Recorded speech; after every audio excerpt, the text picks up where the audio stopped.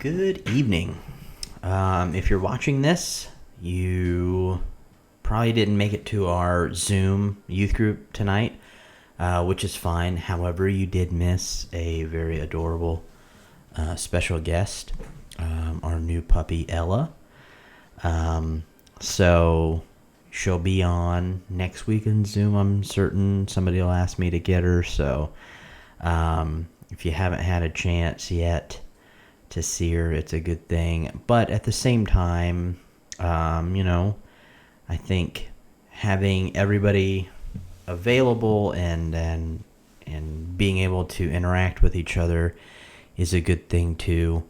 I've been kind of, watching devotionals and things like that to keep my mind going. And one of my favorite speakers is Chris Seidman, and he's a preacher in Farmers Branch Church of Christ in the Dallas area, and he was an ACU alum, and so I've heard him speak on several occasions. And ACU is still doing chapel; they're just doing chapel through YouTube, and I think they're doing it live. But anyways, I was watching the one that he did last week, and something that he said kind of caught my attention of, yes, right now technology is a very useful thing for us to stay connected with each other, but at the same time, the longer we're using it, the more we're kind of realizing its flaws too.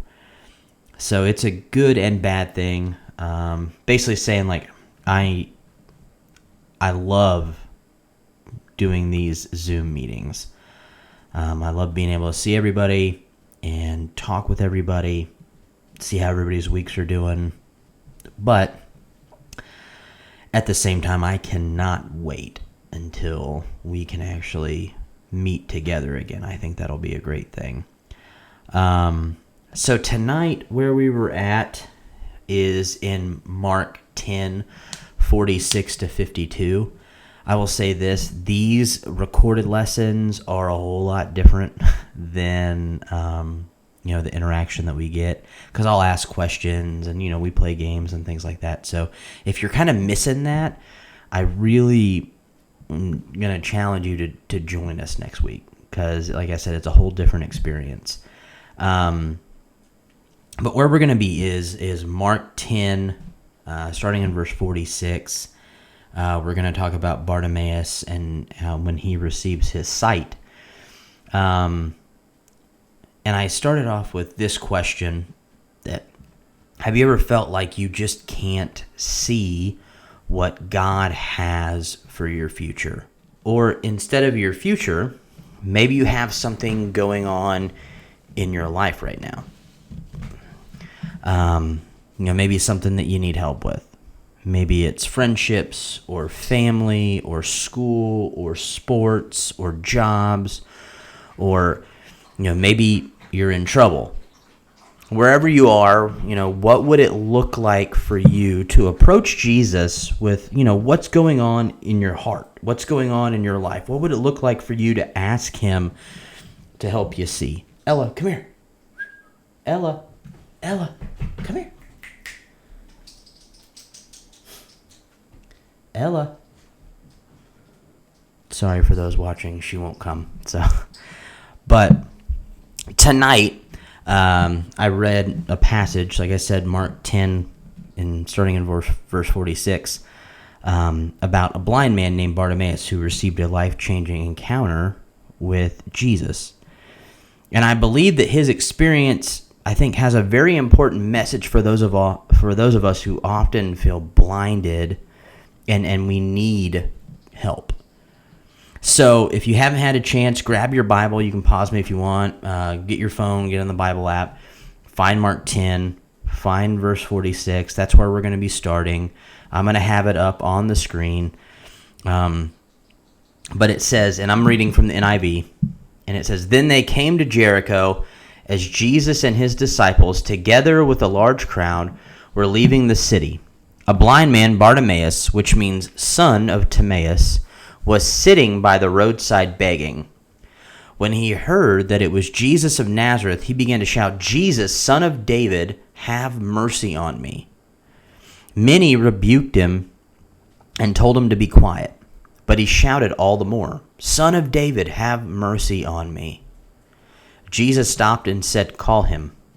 So they called to the blind man, "Cheer up, on your feet, he's calling you." Throwing his cloak aside, he jumped to his feet and came to Jesus. "What do you want me to do for you?" Jesus asked him. The blind man said, "Rabbi, I want to see." "Go," said Jesus. "Your faith has healed you." Immediately he received his sight and followed Jesus along the road. What an awesome story.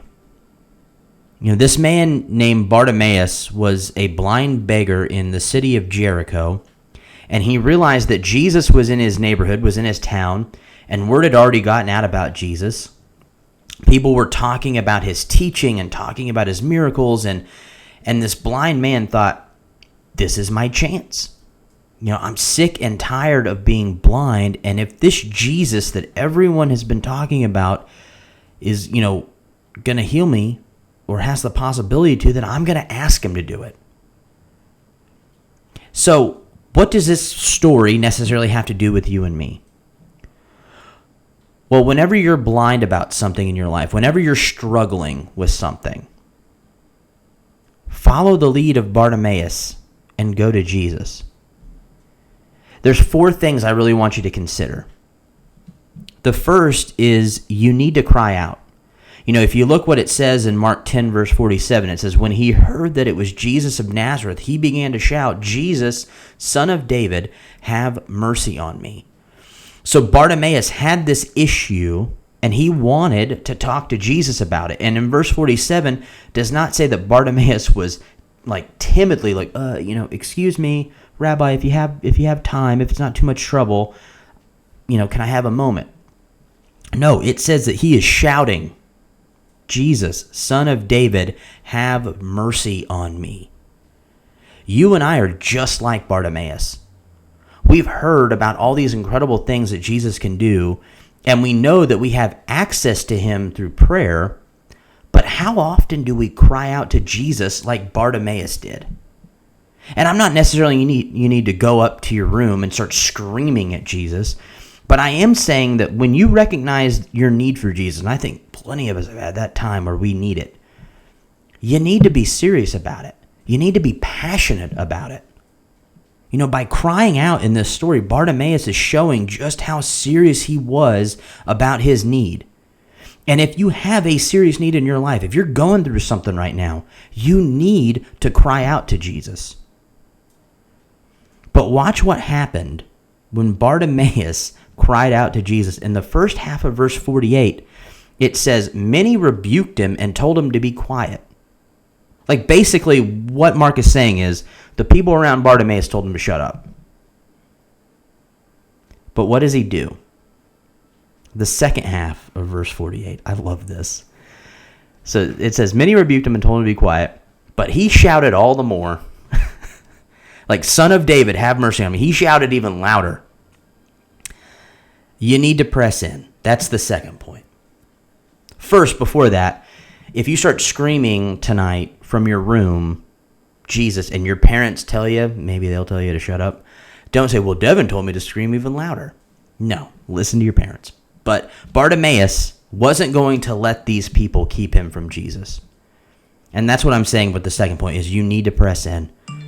When you cry out to Jesus, distractions are going to come, but you need to press in. Discouragement is going to come, but you need to press in. Doubt is going to come in your life, but you need to press in. If Bartimaeus had listened to those people telling him to shut up, telling him to be quiet, he would have probably remained blind. Sometimes you and I need to cry out to Jesus. But then we let distractions, we let discouragement, we let doubt stop us from pressing in. We just give up. But when Bartimaeus pressed in here, look what happened in verse 49. Jesus stops and says, "Call him." He's telling his disciples, like, go get him, bring him over here. I think Jesus liked that he wasn't listening to the crowd, or he wouldn't have said, bring him over. When we press in, Jesus stops. He gives us his attention, and he calls us to come and see him. And that leads us to the third thing that we should learn from this story that Bartimaeus has. And it's kind of a weird one, so hear me out. But the third point is you need to toss your cloak. If you listen to what happened after Jesus stopped and called Bartimaeus, you'll see what I'm talking about here. It says, so they called the blind man, cheer up, on your feet, he's calling you. Throwing his cloak aside, he jumped to his feet and came to Jesus. It's very easy to miss something very important here in verse 50. If you look at those first 4 words, throwing his cloak aside. Why do you think Mark put that in there when he was writing his gospel?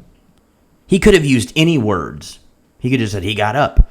But he says throwing his cloak aside. One of the traditional interpretations of this is that it was just to show how excited Bartimaeus was. Meaning he was so excited that he forgot his cloak. If you think about that, that cloak was probably one of the only possessions that Bartimaeus had. I mean, he's a blind dude. I'm not trying to sound mean, but he didn't really need a whole lot at that time. He was a beggar. That means he was poor. So he would spread that cloak, that only possession that he had, on the ground to collect loose change or scraps of food that people gave to him when he was begging. And in the heat of the day and the cool of the night, he would use that cloak to protect himself. And I think Mark, when he's writing this, used those 4 words because he wanted to show us how much faith Bartimaeus had. That cloak was a symbol of what was going on in his life. That cloak was a symbol of his blindness. He didn't forget it. No, he tossed it aside because he believed, I don't need that thing anymore. He knew and had faith that Jesus was going to heal him. So my challenge and my question is, how often do we press into Jesus? How often do we get his attention while still clinging to your cloak? When you approach Jesus, have faith and toss that aside. Whatever it is, that cloak, whatever it is that you're holding on to because of your pain or your fear or your insecurity. Toss that aside. Because you know that with Jesus, you don't need it anymore. And I think this one is probably the toughest, but it's a very important step. Because what happened next proves that Jesus, in a sense, had a sense of humor. I think there are a handful of moments in the New Testament where Jesus asks what seems like a dumb question, and this is one of them. I'm not saying Jesus is dumb. I'm saying the question he asked. Bartimaeus runs over, and Jesus asks in verse 51, what do you want me to do for you? Well, Jesus, he's a blind dude. What do you think that he wants? But I imagine the disciples are glancing around at each other, and Peter whispers, oh boy, here we go again. He's asking this question. But watch how Bartimaeus responds. The blind man said, Rabbi, I want to see. He didn't hesitate. He didn't hold back. He just straight out said it. And that's the thing, is we need to say these things. You need to say it. I'm convinced that when we pray, we aren't telling God anything he doesn't already know. He's not like, oh, so-and-so is sick. Thanks for informing me. I'll get right on that. When we pray for things, he already knows them. So you're probably thinking, well, why pray? I think it's partially for us. It's so we can develop a deeper faith and a deeper trust in God. Giving our requests to God is saying, Lord, I can't do this on my own. I need you, and I have faith in you. There's humility and a sense of surrender in actually voicing our needs to God. And this feels kind of backwards, but it's often more difficult to say something than it is to feel. I don't know if that makes sense, but we live in a culture where people tend to say whatever they want, but when it really counts, it can be hard to say what we want to say.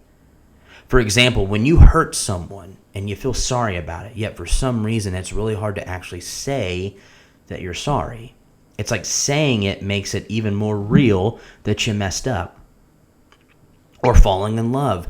You feel all that love, but actually saying I love you to someone for the first time is terrifying. Jesus knew that Bartimaeus had faith because he watched him toss his cloak aside. He watched him yell, and when the crowd told him to shut up, he yelled louder. But then Jesus asked an obvious question to see if Bartimaeus had enough faith to just say it. Just tell me what you want, man. And what happened when Bartimaeus said, I want to see, in verse 51? Verse 52, go, said Jesus, your faith has healed you. And immediately he received his sight and followed Jesus along the road. Bartimaeus was struggling. He literally couldn't see, so when he heard Jesus was in town, he did 4 things. He cried out. He had nothing left to lose, and he wasn't going to be timid about it. He pressed in. He refused to be deterred by distractions, by discouragement, by doubt. He yelled and yelled louder when the crowd told him to be quiet. He tossed his cloak. He believed that Jesus was going to heal him before it actually happened. And then the 4th step, he just said it. He had faith to be real and vulnerable with Jesus. Do we have that kind of faith? When you're really struggling with something, do you cry out to Jesus? Do you press in? Do you have faith to toss your cloak, toss whatever it is that's holding you there and keeping you comfortable? Do you have to toss that aside and just say what is on your heart? I believe that Jesus wants you to have a bold, eye-opening faith. I believe that if you cry out and press in and toss your cloak aside and just say what is going on in your life, that he will give you the vision to see what he has planned for you. And I think many of us probably need that at this moment in time right now. Whenever you feel blind, whenever you're going through something that you don't understand, or you just need Jesus to show up in your life, I want you to think of this story in Mark 10. Think of this story about Bartimaeus. And if you can't remember where it's at and you can't find the video, just Google Bartimaeus and it'll tell you Mark 10, verse 46. Think of this story. Read it. Do what he did and continue. This is the most important part. And I want to kind of stress this real fast. In verse 52, I'm going to reread it. It says, "Go, said Jesus, your faith has healed you." Immediately he received his sight. And it doesn't say he went back and picked up his cloak and went home. It doesn't even say like he went and told all his friends about it, which I'm not knocking that. But what does it say? It says, and he followed Jesus along the road. He continued to follow him. So do what Bartimaeus did and continue to follow Jesus. I hope that this has given you encouragement. I hope that if you missed our Zoom youth group time tonight, that if you're really needing interaction and you're really needing a time just to see and talk to people, that you can do that with us next week. Also be on the lookout, on YouTube and on Facebook, our East Point Youth Ministry pages, for continued daily devotionals. I hope those have been a blessing for you. I hope that you're still studying and you're still, continuing on in your relationship with God, that you're still following him, because that's very important. And so I hope that you have a great night, and I'll see you later.